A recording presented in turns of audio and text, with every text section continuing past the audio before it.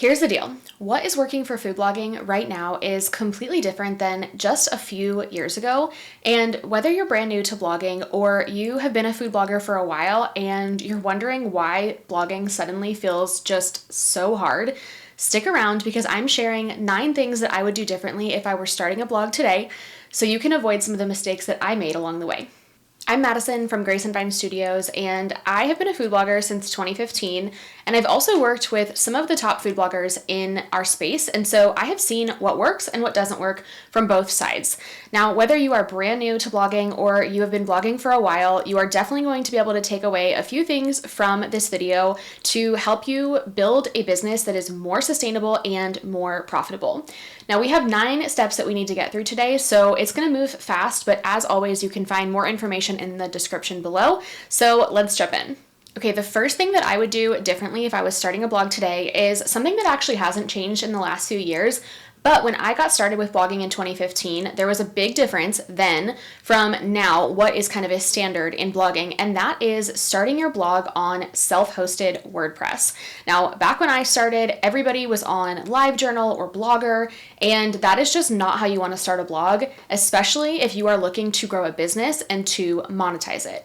A self-hosted WordPress blog with a reputable host, not some other hosts that are in the space, is the way that you want to go. You're going to have long-term better results in terms of your page speed, the resources that your blog has, being able to monetize it, and ultimately having full control over the website that you own and not being restricted by what you can do on it based on other platforms that you might be on. So if you learned one thing from this video, if you're a new blogger, please start on a self-hosted WordPress site. It is going to save you and a potential web designer so much headache in the future. Number 2 is something that I really did not start paying attention to until just the last few years, and it has been a game changer for my business, and that is building your email list.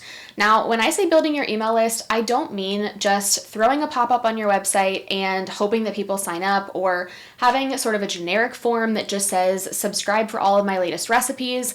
What I mean is building an audience through strategic website opt-ins that are going to help bring the right people into your world and keep them on your email list for longer. Now, I wish that I had paid attention to my email list years ago because as I have grown my email list for both of my blogs, I have been able to see a direct result for being able to control the traffic that I'm driving to certain blog posts, being able to have return users come to my site, and as a person who has a monetized blog, this is really important for my revenue as well. This has also built up a really loyal audience of people that I can now sell products to, I can sell a membership to, and I just wish that I had started that sooner because I would have so much more to rely on and go off of if I had started that sooner. So following the advice that you probably hear everywhere to follow through with starting an email list, building your audience there, highly recommend it. It is going to be a game changer in the future and you're going to wish you had started sooner. Even if you're just getting started, I still recommend building this email list from the beginning and getting into the habit of emailing your list regularly. Now, I regularly email my list 3 or 4 times a week for both of my blogs and have seen only an increase in the amount in my open rate and my click-through rate. And I've been able to drive 800 to 1,200 clicks per email from my emails to my blog when I'm consistently emailing them. So if you start this habit, even when you're small, it is really going to help you to control that traffic and be able to drive traffic to your blog in the future. Okay, tip number 4 is one that, again, I just wish I had started sooner, and I still am working on getting started with this, but that is producing video for your blog. And what's funny about this one is if I go backwards to 2019, 2020 in blogging, video was all the rage then too, but it looked different. Video was something that you created, long form video, the hands and pan styles of videos. If you are an OG food blogger, you put it on your blog so that you could have a higher ad revenue on your blog. And it was something that we just sort of did for our top posts and then didn't worry about it. And now video is everywhere. It's the one thing that you need to be doing to not only create content for your audience on platforms like Instagram, TikTok, YouTube Shorts, all the places, but it's also something that I truly believe is something we can do to sustain our business through all of the changes that our industry is going through over the last few years. So this is one of those ones that I need to hear myself as well, but creating video content for your blog is one of the best things and the best ways that you can be spending your time right now as a content creator. Another tip within the video content is that I would really prioritize short form video right now, but don't sleep on long form content as well.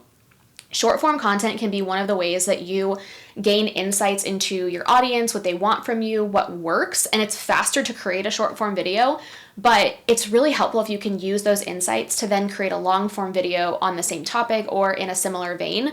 And this is going to help you to build up multiple streams of revenue and traffic by prioritizing short form and long form video. But I think the key for getting started with video is actually producing, I don't want to say more content because I don't think we have to go crazy here, but the more content that you can produce, the better you can get at producing content. And I have found that the more I can just let go of perfection and just get content out there, the more I can learn from it. So don't let yourself be a perfectionist here. Speaking to myself here as well, this is an area where we just need to put it out there and see what happens and have enough data to be able to analyze it. Because if you only put one video out every 6 months, it's really hard to know what's working. Is video helping your blog at all? But if you do it in a higher volume, you're going to learn so much about your audience and so much about your blog as well. Number 5 is to connect with your audience. This is another one where if you fast forward 6 months down the road and you look backwards, you're going to wish that you had started doing this sooner. And I wish that there was a formula for this. I wish that there was something I could tell you that was just, all you have to do is do this one thing. And that's not really true for connecting with your audience because everyone's audience is different. Every blogger is different. And so the way that you're going to connect with your audience is different than the way that I'm going to connect with mine. I think video can be a huge part of this because video is one of those things that levels the playing field and makes us look human to our audience when they can see us in video format. They can see us messing up. They can see us laughing or being playful. There's so many different things. But however you're going to do it, please start connecting with your audience. There's a bunch of ideas that I have for this, and maybe I'll do a whole nother video on this specifically, but a couple that come to mind just off the top of my head. Put out surveys so that you can get to know your audience better. One thing I will say that I have found in my experience is putting out surveys is going to give you results from a older demographic simply because they're the people who will sit and take time to take a survey. But if you can put that same survey with the same questions or maybe a slightly different format on your social media platforms, you can get a different audience there as well and hopefully get the same information that you're looking for. But take what these people say and what they share with you and take it to heart because this is really the insight that you need in order to be able to speak to their pain points, know them on a more personal level. Because when we have these gigantic followings on social media, even if you only have 1,000 people that follow you on social media, it can sometimes feel really hard to build a connection with someone one-on-one because there's just too many people for you to be able to do that with. So a survey can help you to get an idea of what your audience is looking for and then start speaking to that pain point more directly in your stories, in your emails, in your blog posts, and that's going to help people to resonate with what you're saying and hopefully reach out, hopefully respond in your comments and things like that. Now, this point of connecting with your audience is something that we work with our clients, especially when we are focusing on brand and web strategy with the clients that work with us on that. And knowing your audience further and in a more intimate way than just demographic information is so key to being able to create something that resonates with them and that establishes you as an authority in whatever niche it is that you're in. And when you don't know anything about your audience, if I ask you who's your target audience and you tell me, well, it's a woman who's 25 to 65 years old, well, that doesn't really tell me who she is. But when you can tell me her name, her occupation, what she spends her time on, how she feels about cooking dinner. When you can tell me those things, that's when you really know you've connected with your audience, and then you can build something that speaks so uniquely to that person. So connecting with your audience, it is just one of the things that is so important It's been important for a really long time, but I think it's especially important as we go forward with how much blogging is changing. Number 6 is creating a content maintenance system. Now, when you're first getting started blogging, it's really hard to focus on the future of how you're going to need to track the updates that you need to make on your blog posts, or creating a system for knowing what blog posts you have and all of that. But once you get established as a food blogger and you have hundreds or even thousands of blog posts, you suddenly realize you've created a really big mess that is really hard to untangle. So if I was starting my food blog again today, I would start with a system in place to be able to help me know when I'm going to make blog post updates, how to just track what content I already have. There's some amazing tools out there that really help with this. Clarity is one of them that I really love. Clarity with an I, not Microsoft Clarity. That's a different tool that we can talk about on a different day. But this is a tool that really helps you to be able to just manage a lot of things about your content. But the point is, you need to be thinking ahead on how you're going to need to update things in the future, because content on the internet doesn't stay accurate and relevant forever. It's going to need updates eventually, and if you have a way of tracking that and creating a system for that, it's really going to save you a ton of headache in the future. Number 7 is, I wish I had hired a writer sooner. The irony in this one is that I actually started going to school for journalism, so I actually really love writing. It's something that I would probably do in my spare time if I had spare time, but writing for my blog was continually something that I put off, was behind on, and frankly just never got the blog posts out. I would have this backlog of recipes and photos that were ready to go, but I had to write the blog post and I just never would, or it would take me such a long time. And it's one of the reasons I ended up stepping away from my blog for a few years, because I just could not keep up with the amount of content that I wanted to put out on my blog. When I hired a writer, that completely changed everything.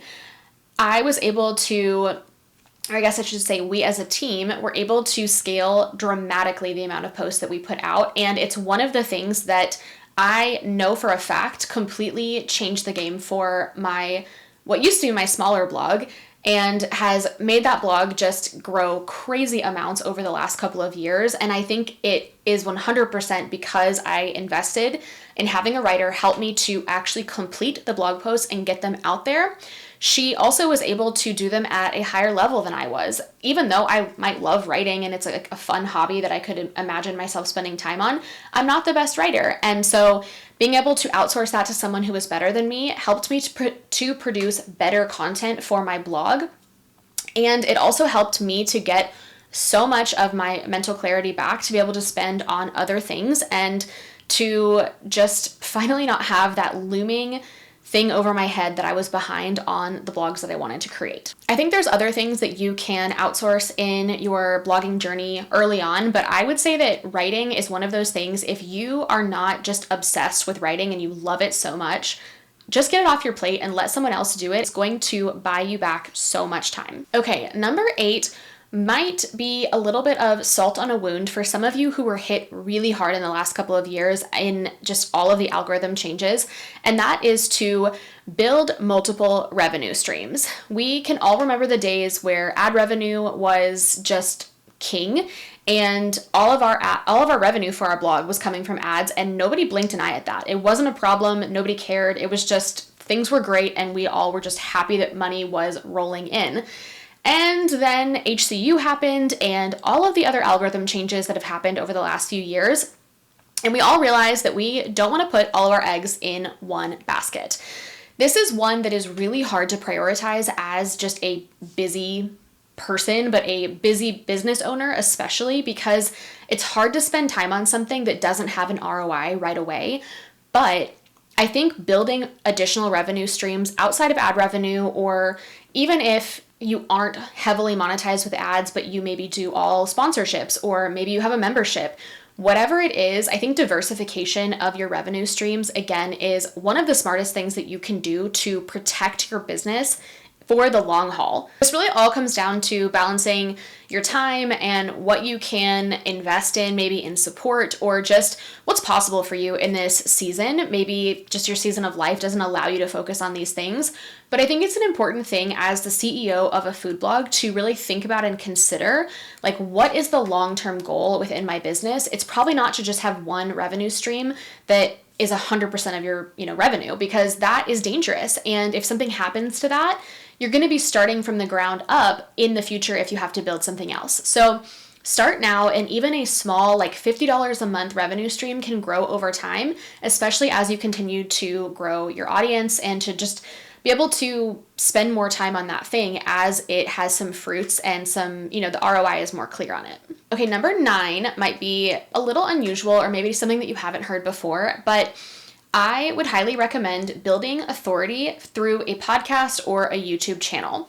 Now, this isn't just because one of those two things can be its own revenue stream, but that is something that it can be as well. But I think this really is a tool that you can use to set yourself apart from other more traditional bloggers. There is a reason that not everybody starts a podcast, not everybody starts a YouTube channel. Spoiler alert, it's because both are incredibly hard work and take a long time. But something I have found in my own experience of having a podcast for the last 7 years and also now starting a YouTube channel for both of my businesses is that it establishes authority in a space faster than other methods can. You can write 100, 500 blog posts on a topic and still not really be considered an authority in a space because maybe Google decided that you're not. But being able to use your voice to communicate to people what you believe on a topic or just sharing your knowledge with your voice is something that most people can't do. And if you have the gift to do that, if you have the desire to do that, I think it's going to set you apart in the future, and it's going to open up doors that you maybe didn't know were possible for you as a blogger. Last year, I did a podcast tour for one of my blogs, and I went on 9 or 10 different podcasts to be able to just share about healthy recipes and meal planning, and it was one of the coolest experiences that I've had. And I'll be honest, it's not because I made a ton of money from those podcast interviews. It honestly didn't result in a lot of tangible things. But what it did do for me is it really established my brand as just my brand messaging, what I believe about certain topics, and it helped me to find my voice, which might sound like a weird thing to say as somebody who has been creating content online since 2015, but somewhere along the way, sometimes the message that you're sharing gets diluted. And so that podcast tour, it really helped me to figure out my voice again and to give me just a really clear direction and path of where I wanted to go with my blog. So highly recommend it as an option for you. It's something, again, it establishes authority. It can create a deeper connection with people because people know, like, and trust you so much faster when they see you or they hear your voice. And I think speaking regularly can just help to polish that. And it helps to also build a network of people that you can collaborate with, you can share your message with. And so you just never know what doors are going to open when you go and try something like that. It's also something that can help your SEO because it gets you a backlink, generally speaking. Especially if you do a podcast tour, that's a way that you can get quite a few backlinks pointing back to your website. So if it's something that seems of interest to you, it's something that I recommend and definitely something that I wish I would have started sooner. Okay, so there you have it. Those are 9 things that I wish I would have started sooner. I think they are lessons that I learned along the way because I needed to learn them, but if I had learned those maybe a little bit sooner, I might be in a different space than I am now. So whatever 1 or 2 of those items stuck out to you, that's what I would recommend starting on first. You don't have to do all 9 of these first, although I would start with number 1 if you are not on a self-hosted WordPress site. Please do that. You can check the link in the description for our favorite hosting company that we recommend and work with most of our clients. The food blogging landscape is going to continue changing over the next few years, but these are strategies that are going to help you no matter what comes next. Focus on connecting with your audience in a genuine way. Focus on growing that email list and creating valuable content, and then diversifying your revenue streams. And if you're feeling stuck with your branding or your website or any of these tips that I shared along the way, I would love to help. We'd love to help you to build something memorable that does help you connect with your audience, to build out your content platform and your authority in the space. So you can check out the description below to see how we work with clients and to learn more about scheduling a free chat with me. And then I'd love to hear from you in the comments. Let me know whether you're a brand new blogger or you're an established blogger and which of these things you wish you would have learned sooner as well. And if this was helpful, I'd love for you to hit subscribe. I share weekly videos just like this to help food bloggers grow their food blog and connect more with their audience.